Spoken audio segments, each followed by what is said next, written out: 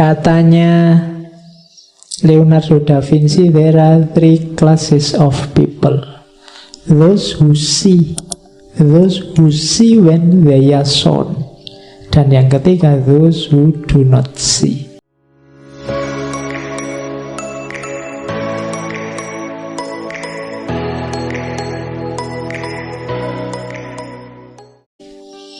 Manusia itu ada tiga. Yang pertama, orang yang mau melihat, orang yang paham. Yang kedua, orang yang mau melihat kalau ditunjukkan. Yang ketiga, orang yang tidak mau melihat, tidak mau memahami. Yang pertama ini orang cerdas, orang pintar, orang aktif. Dia mandiri, dia maju karena dirinya sendiri.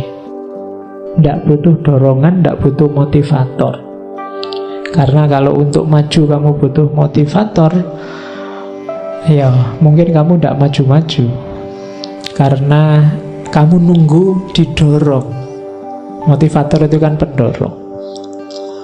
Jadi, jadilah orang yang bisa memotivatori dirimu sendiri. Those who see. Yang butuh motivator tadi nomor 2, those who see when they are shown. Dia mau memahami kalau, dia mau melihat kalau ditunjukkan, tidak mau nyari sendiri, pinginnya dituntun. Belajar filsafat kok baca buku males, kemudian bikin tulisan males, maunya diceramai terus di ngaji filsafat. Ya, itu namanya those who see when they are shown. Minta dituntut terus. Jadi ya levelmu di bawah yang pertama tadi. Kalau yang pertama mengejar datanya sendiri, ingin tahu sampai tahu. Kalau yang kedua nunggu ditunjukkan, baru mau bergerak. Nah, yang ketiga ini yang berat, yang tidak mau tahu. Ini 3 klasifikasi dari Da Vinci. Cuma ini mungkin Leonardo da Vinci perlu membaca Imam Ghazali. Imam Ghazali lebih kompleks kategorinya. Ada orang yang tidak tahu tapi merasa tahu. Ada orang yang tahu tapi merasa tidak tahu. Ada orang yang tidak tahu dan dia tidak tahu kalau dia tidak tahu. Oh, itu lebih. Imam Ghazali kan gitu klasifikasinya. Hari ini kan banyak orang yang tidak tahu, tapi dia tidak tahu kalau dia tidak tahu. Akhirnya dia gayanya kayak orang tahu aja, padahal dia tidak tahu apa-apa. Oke, orang kayak ini agak susah. Kalau menurut Imam Ghazali, orang semacam ini yang menyesatkan. Ada yang kayak orang tidur. Kayak orang tidur itu orang ini tahu, tapi dia merasa tidak tahu. Bangunkan, katanya Ghazali. Orang ini kayak orang tidur. Ya kalau kamu tahu dan merasa tahu, alhamdulillah. Kamu tidak tahu dan merasa tidak tahu, itu bagus. Karena kamu tidak akan menyesatkan orang, dan mungkin kamu selanjutnya belajar biar tahu. Atau kalau yang ketiga tadi, ya kamu tahu tapi tidak tahu kalau kamu sudah tahu. Mungkin karena kamu kurang introspeksi, jadi sebenarnya kamu sudah ngerti, tapi kamu kayak orang tidur, perlu dibangunkan. Yang bahaya itu yang terakhir, orang yang tidak tahu bahwa dia tidak tahu. Oh, itu repot. Kemana-mana ngasih tahu orang, menasehati, membimbing, padahal dia sendiri tidak tahu.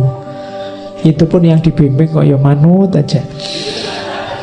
Nah, orang semacam ini perlu hati-hati kita hadapi. Oke.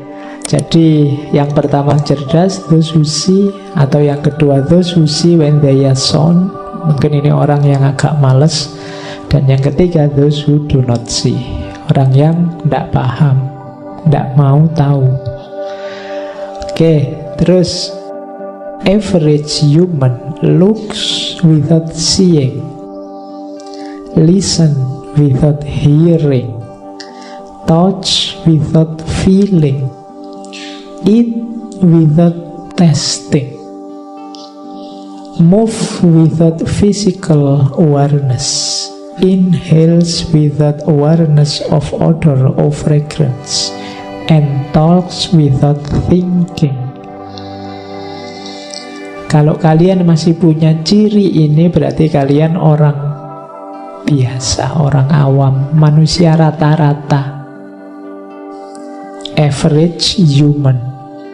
Jadi look without seeing. Seeing itu melihat dengan perhatian, makanya see itu kadang diartikan paham. Kalau looks itu hanya lihat. Mungkin ngaji ini kamu bolak-balik, ada yang sering ketemu tapi tidak see, hanya looks. Oh, aku tahu dia sering ikut ngaji, saya pernah lihat. Itu hanya looks, belum see. Jadi orang biasa itu hanya looks, biasanya hanya lihat, tapi dia tidak paham, hanya tahu. Maka untuk menghindari agar penglihatanmu tidak sia-sia, perlu see, melihat dengan serius dan paham. Sama antara listen, mendengarkan, dan hearing. Ini sama-sama mendengarkan. Listen and hearing. Kalau yang hearing itu mendengarkan dengan serius, dengan paham. Makanya ada istilah public hearing, bukan public listening. Kalau hearing itu mendengarkan dengan attentif, dengan perhatian, serius. Oke. Misalnya saya ngomong ini, kalau kamu hanya listening, ya paling kamu setengah-setengah ngantuk. Itu Pak Faiz ngomong apa di depan, itu hanya listening. Tapi kalau hearing, kamu mengejar pemahaman. Kira-kira yang diinginkan Pak Faiz itu apa toh? Nah, itu ada hearingnya. Kok kamu mendengarkan rekamannya ngaji terus segera ngantuk, itu berarti kamu listening, belum hearing. Kalau hearing, mungkin kamu tidak mau mendengarkan ngaji sebelum tidur, karena nggak jadi tidur. Nah, tidak apa-apa, ngaji ini mau kamu listening, kamu mau hearing, ya monggo lah. Ya seandainya hanya untuk sebelum tidur terus kamu ketiduran, kan alhamdulillah. Berarti ngaji ini punya daya pengobatan terhadap insomnia. Jadi membuatmu terlena dan tidur. Oh, itu luar biasa. Bisa semacam itu tidak sembarangan. Oke, move without physical awareness. Bergerak tanpa kesadaran. Kalau kita orang biasa, katanya Leonardo da Vinci, kalau gerak itu tidak pakai mikir. Geraknya banyak isengnya daripada seriusnya. Kamu perhatikan sehari-hari gerakmu setiap hari itu, kira-kira mana yang iseng, mana yang serius. Banyak yang otomatis saja. Kadang-kadang bangun tidur terus tanganmu pegang, dapat HP, terus buka HP. Padahal kamu tidak pernah mikir, ini bangun tidur aku butuh HP apa enggak ya. Otomatis saja begitu.